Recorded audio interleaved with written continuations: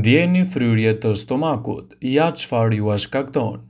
Ju mund të keni duruar javë, muaj ose vite të tëra ankth në siklet dhe në simptoma të ndryshme edhe dhimbje të stomakut.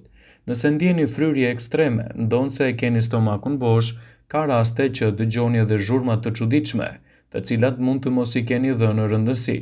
Mjekët nuk kanë arritur t'ju japin një zgjidhje duke përjashtuar mundësinë e sëmundjeve serioze të shëndetit, por është zbuluar sëmundje të sindromit zorrës së irrituar, më e njohura si IBS.